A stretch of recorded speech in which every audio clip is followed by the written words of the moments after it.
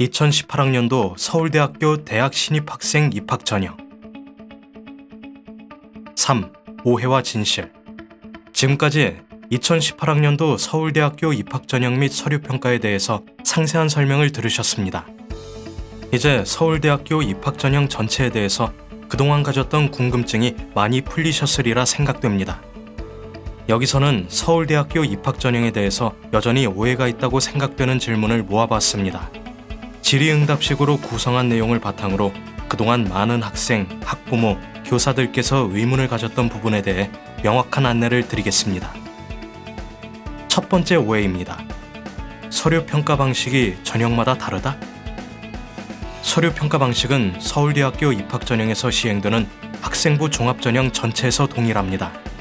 즉, 학생부 종합전형인 수시모집 지역균형 선발 전형, 일반 전형, 기회균형 선발 특별 전형에서 선발하고자 하는 인재상이 다르지 않으며 동일한 서류평가 방식으로 전형이 진행됩니다. 전형별로 지원 자격, 수능 최저학력 기준 적용, 면접 방식 등에는 차이가 있으므로 전형별 모집 안내사항을 참고하시기 바랍니다. 학생부 교과 성취도 계산식은 존재한다? 서울대학교 수시 모집은 학생부 종합평가이므로 학생의 교과 성취를 정량화하여 계산하는 방식을 사용하지 않습니다. 교과 성취도는 학생부에 기재된 모든 과목의 석차 등급, 원점수, 수강 인원, 표준 편차 등의 정량 지표와 학교 생활기록부 세부 능력 및 특기사항 등을 모두 종합적으로 고려하여 정성적으로 평가합니다. 학생이 3년간 이수한 모든 교과가 반영되고 학년별 가중치는 없으며 학교 생활기록부에 기재된 모든 내용이 학생의 교과 성취도를 파악하는 데 참고가 됩니다. 수시 모집 서류평가에서 수능 성적이 반영될까요? 수능 성적이 높을수록 서류평가에 유리할까요? 지역균형 선발 전형에서는 서류평가와 면접 결과를 종합하여 합격 대상자를 선정한 후 수능 등급에 따른 최저 자격 기준 충족 여부만을 확인하여 최종 합격자를 선발합니다. 즉, 수시 모집 지역균형 선발 전형에서 수능 성적은 최저 학력 기준으로만 사용되는 겁니다. 미술대학과 사범대학 체육교육과를 제외한 수시 모집 일반 전형 전 모집 단위와 기회균형 선발 특별 전형 1에서는 수능 성적을 전혀 반영하지 않습니다. 따라서 이 경우 수능 응시 여부도 반영하지 않습니다.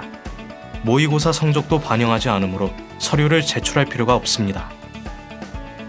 스펙이 많은 학생이 선발된다는 게 사실일까요? 단순히 여러 가지 활동 경험이 많다는 것으로는 긍정적인 평가를 하지 않습니다. 학생부 종합전형에서 가장 중요하게 평가하는 것은 학생들이 학교 생활 속에서 보인 지속적인 노력과 역량입니다. 따라서 서울대학교에서 선발하고자 하는 인재는 학교 교육 내 주어진 교육기회 안에서 최선의 노력과 주도적인 열정을 보인 학생입니다. 교외 수상 실적은 평가에 반영하지 않으며 학교 안에서 이루어지는 교과 활동과 교과의 활동이 평가의 중심이 됩니다. 또한 교내 활동의 경우에도 단순히 결과의 양이나 실적을 평가하는 것이 아니라 그 활동의 동기, 과정, 결과를 모두 종합적으로 평가하며 때로는 결과보다는 노력의 과정이 중요한 의미를 지니게 됩니다. 다음 오해입니다. 심화학습 경험은 어떻게든 좋게 평가될까요? 학교 생활 중 보다 깊이 있는 공부 방법을 찾다 보면 어려운 교과목에 도전한다든가 탐구활동이나 연구활동 등의 기회가 있을 수 있습니다. 이러한 학습 경험은 학교 교육과정의 학습활동을 바탕으로 이루어지며 이 과정을 통해 성장한 지원자의 학업 능력을 평가에 고려합니다.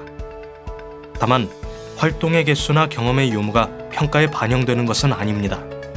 서울대학교는 지속적으로 노력한 경험을 중시합니다. 보이기 위한 외부 활동이나 실적을 남기기 위한 활동이 아니라 스스로 공부해 나가는 과정에서 더 깊고 넓게 지식의 폭을 확장하려는 의지가 바탕이 되는 활동이어야 합니다. 주도적으로 획득한 지식을 활용하고 개발하는 활동의 과정이 의미가 있으며 그 속에서 보여진 학습 경험의 동기, 과정, 영향 등을 평가에 고려합니다. 학생들은 학교 생활 중 다양한 동아리 활동을 통해 소양을 넓힐 기회를 가집니다. 지원하는 전공 분야와 일치하는 동아리 활동이 더 의미가 있을까요? 서울대학교는 학생들이 다양한 학교 활동 속에서 노력하고 성장하기를 바라며 그 과정을 통해 보여진 발전 가능성을 평가합니다. 이러한 소양은 단순히 학생이 참여한 동아리의 성격에서 나타나는 것이 아니라 어떤 동아리에서든 학생이 활동하면서 보인 여러 능력과 노력의 모습에서 드러납니다. 학습 동아리뿐만 아니라 체육 동아리, 봉사 동아리, 여가 동아리 등을 통해서 주어진 과제를 집중력 있게 해결하는 능력, 주어진 일을 계획하고 추진하는 능력, 구성원에 대한 배려와 리더십 등 다양한 소양이 길러질 것이며 어떤 전공을 선택하든 장차 대학 생활에서 소중한 자산이 될 것입니다. 학생들의 학교 생활기록부에는 각 학년별로 희망했던 진로 희망 사항이 기재되어 있습니다. 학생에 따라서는 매년 진로 희망이 달라지는 경우도 있고 또 희망이 오던 진로와 다른 분야의 전공으로 지원하는 경우가 있는데 이렇게 진로를 변경하면 불리한 평가를 받을까요? 고등학교 생활은 진로를 탐색해가는 과정이며 대학 입학 후에도 진로를 변경하는 경우가 있습니다. 따라서 각 학년별로 희망했던 진로 희망 내용은 변할 수 있고 진로 희망과 지원 모집 단위가 일치하지 않았다고 해서 반드시 불리하게 평가되는 것은 아닙니다. 서울대학교에서 주목하는 것은 학생들이 진로를 탐색하며 학교 생활 속에서 고른 학업 능력과 경험을 폭넓게 쌓아왔는지입니다. 그 안에서 모집 단위 학업 수행에 필요한 넓은 의미에서의 학업 소양과 적성을 반영할 수 있습니다. 진로에 대한 뚜렷한 목표가 있는 학생이라도 한 분야에 치우친 폭 좁은 공부보다는 고등학교 과정에서 넓고 깊은 학업 소양과 학교 생활 속 다양한 경험을 쌓아서 미래를 대비하는 열린 자세를 갖추기 바랍니다. 임원 활동 경험이 꼭 있어야 할까요? 학생회장 경험이 있으면 유리하게 평가될까요? 고등학교 과정은 다양한 경험을 통해 진취적이고 배려심을 갖춘 성인으로 성장하기 위한 노력이 필요한 시기입니다. 리더십을 갖추기 위한 노력도 필요합니다. 그러나 반장, 부반장 경험이 리더십을 보여주는 것은 아닙니다.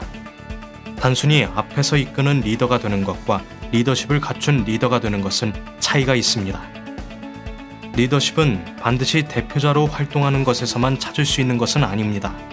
공동체 활동, 협동학습 등에서 구성원을 배려하며 노력한 경험은 리더의 자질을 배우고 성장하도록 만듭니다. 따라서 단순히 임원 활동 경험이 중요하기보다는 주변에 좋은 영향을 미치는 생활 태도, 나눔과 배려의 실천 노력이 중요하다고 하겠습니다.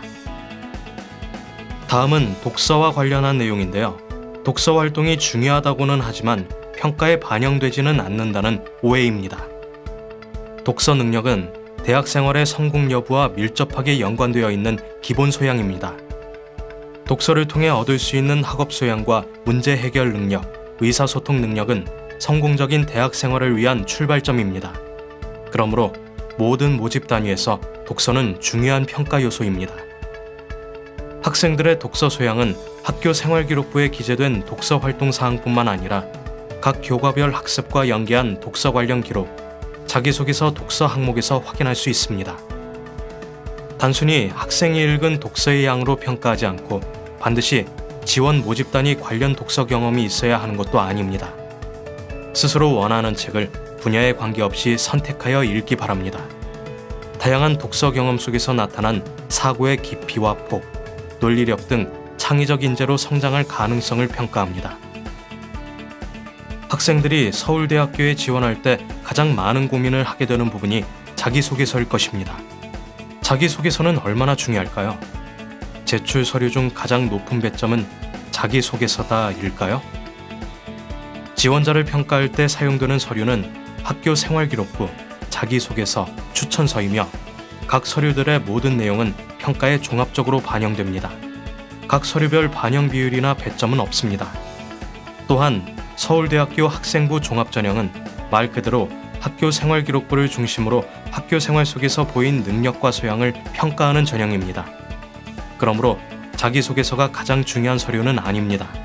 학교 생활기록부에 언급되지 않았던 학생의 경험 중 의미가 있다고 생각되는 내용을 자기소개서에 기재할 수 있으며 학교 생활기록부를 보충하여 평가에 반영할 수 있습니다. 추천서가 당락을 결정하는 주요 서류일까요? 추천서만으로 합격 불합격 여부를 결정하지 않습니다. 추천서는 자기소개서처럼 학교 생활기록부에서 찾을 수 없는 지원자의 특성을 볼 수 있는 서류입니다. 학교 생활기록부에서 잘 드러나지 않았던 지원자의 관찰 결과나 학생 학생과의 대화를 통해 알게 된 사실을 추천인의 관점에서 작성한 서류가 추천서입니다. 또한 추천서에 긍정적인 내용 또는 부정적인 내용이 있을 때 단편적으로 평가하지 않습니다. 학교 생활기록부 학년별 기록 내용 등과 함께 연계하여 학생의 전반적인 역량과 소양을 종합적으로 판단합니다. 서울대학교에 합격하기 위해서는 별도의 서류를 제작하여 많이 제출하는 것이 유리하다는 오해가 있습니다. 이렇게 제출한 증빙 서류는 평가에 중요하게 활용될까요? 서류 평가에서 활용하는 주요 서류는 학교 생활기록부와 자기소개서, 추천서입니다.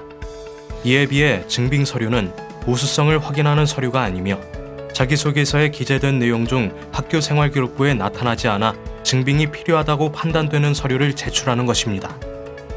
따라서 증빙 서류는 필수 제출 서류가 아니며 증빙 서류 내용 자체를 평가하지 않습니다.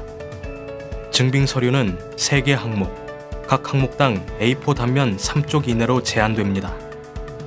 다음은 면접 및 구술고사에 대한 내용입니다. 서울대학교에 지원하는 학생들의 또 다른 고민은 면접 및 구술고사일 것입니다. 서울대학교 면접 및 구술고사를 준비하려면 각 전형별로 다르게 준비해야 할까요? 서울대학교에서는 2가지 유형의 면접을 실시합니다.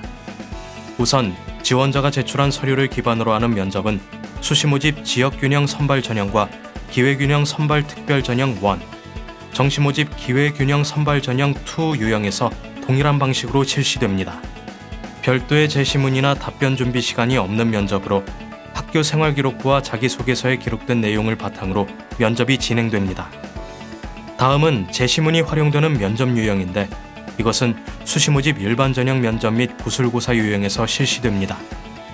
제시문에 따른 질문에 대한 답변을 준비할 시간이 지원 모집 단위에 따라 30분 혹은 45분이 주어지고 2명 또는 3명의 면접관이 있는 면접실에 들어가서 준비한 답변을 설명하는 방식의 면접입니다. 면접 및 구술고사의 제시문은 해당 모집 단위마다 교과 분야가 지정되어 있습니다. 모집 안내를 통해 지정된 분야를 확인하고 이에 해당하는 고등학교 교육과정의 일반 과목을 학교에서 깊이 있게 공부한다면 어렵지 않게 답할 수 있습니다. 과학교과는 과학 1 과목, 과학 2 과목의 모든 범위가 포함되므로 유의하시기 바랍니다. 면접 또는 면접 및 구술고사를 위해 사교육을 따로 받을 필요는 없습니다. 평소 자신의 의견을 조리 있게 말하는 연습을 하는 것이 도움이 됩니다. 따라서 수업 중 발표 기회를 적극적으로 활용하고 선생님의 조언을 받기 바랍니다. 또한 비슷한 유형의 면접 및 구술고사가 있는 전형에 지원하는 친구들과 모의 면접 모듬 학습을 하는 것도 좋은 대비법이 될 것입니다. 서울대학교 입시에는 영어 능력이 중요하지 않을까요? 영어 능력은 고등학교 과정 중 익혀야 할 기본적인 학업 소양으로 대학에서 어떤 전공을 하느냐와 관계없이 중요한 평가 요소로 활용됩니다. 영어 시험의 고득점을 위한 단순 반복 학습보다 읽기, 토론, 글쓰기 등 다양한 형태의 학습을 통해 실질적인 영어 역량을 키워나가기 바랍니다. 서울대학교는 학생들의 교과 성취도뿐 아니라 공부를 해온 방법과 과정을 면밀히 살펴 대학 수학에 필요한 능동적인 학습 태도를 갖추었는지를 중요하게 평가합니다. 지금까지 서울대학교 입학 전형에 대해서 오해가 많은 부분에 대해 하나씩 살펴보았습니다. 이 밖에도 서울대학교 입학 전형에 대한 상세한 정보는 서울대학교 입학정보 홈페이지나 입학본부 웹진 ROL에서 얻을 수 있으니 적극 활용해 주시기 바랍니다. 더 궁금하거나 풀리지 않는 오해가 있으시다면 화면에 보이는 전화번호로 전화 주십시오. 서울대학교 입학본부의 26명 입학사정관이 친절히 답변해 드리겠습니다. 감사합니다.